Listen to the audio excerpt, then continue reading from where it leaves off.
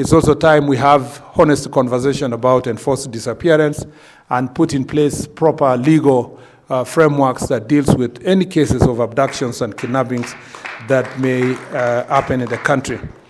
Even as we discuss these issues that have been properly raised by civil society and citizens who fear that in some cases people have disappeared only to reappear, we also have increasing cases of fake kidnappings and abductions.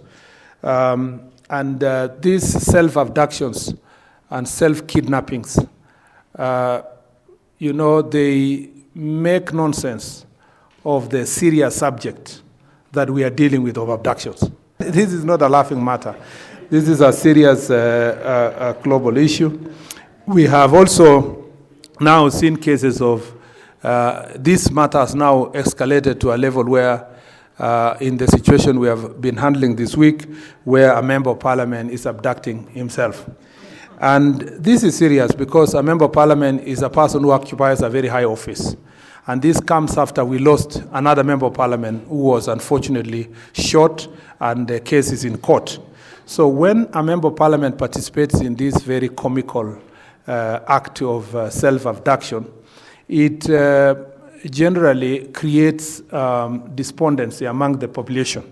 And it also it makes cheap and lighter a serious subject matter of abduction. And therefore, I'd like to request members of parliament, I know you had said earlier that as technology advances, I think people are becoming stupider. If there is such an English word we have invented today, or incorrigibly stupid. And so some of the what happened this week really has made me think that we need your support, Honorable Dido Raso, and the Security Committee and the rest of the committees and members of parliament to come up with a serious law. And this has been done. We've been combing through the law to find out what exactly is such a member of parliament going to be charged with. And you realize that most of the offenses that he has committed may be lighter.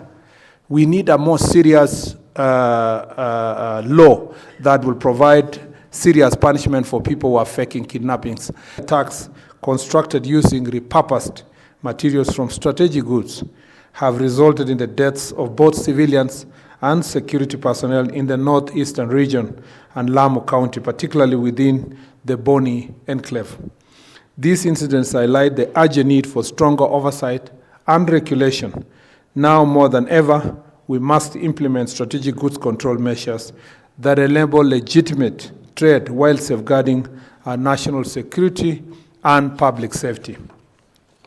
The Strategic Goods Control Bill 2025 introduces several critical measures. First, it requires all entities dealing with items listed in the National Control List, including those with military or nuclear applications, as well as dual-use goods, to obtain permits for their import, export, and transit. Second is that the bill regulates brokers and middlemen involved in the deals for strategic goods, even if the goods are not shipped through or handled in Kenya. This ensures that the Kenyan entities cannot be used to facilitate illegal trade, no matter where the goods are located, sending a clear message to the region and globally that we have a zero tolerance to illicit trade practices. Third, the bill extends controls for electronic transmission, such as software and digital data that can be used to develop weapons of mass destruction. In this day and age, dangerous technology is not just physical, it can be shared electronically. So you must help us. You must help us by having a proper legal framework that will enable us to punish such cases and punish them properly. You must also help us, a member of parliament, that no one will be above the law. Yeah, that if you ever occupied a higher office in the past, it is not an insurance for you to incite the public and to stage such kind of acts.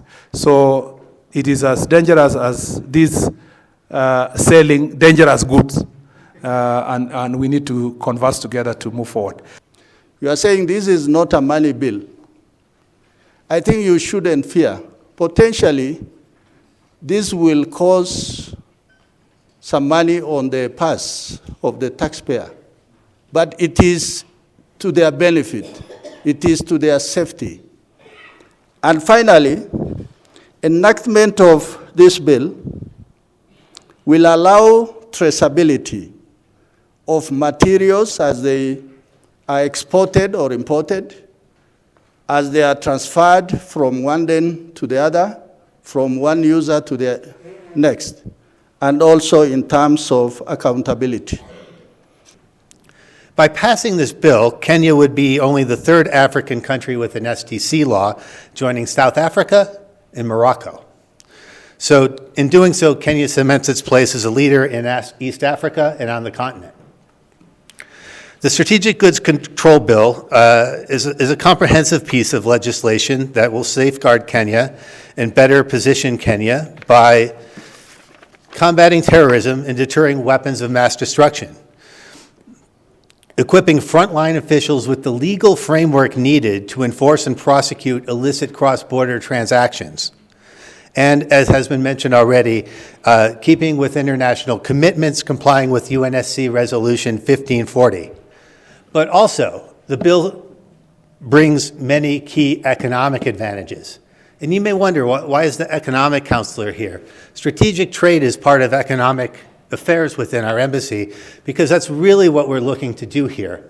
Building two-way trade, building trade in parts of Kenya's development that matter.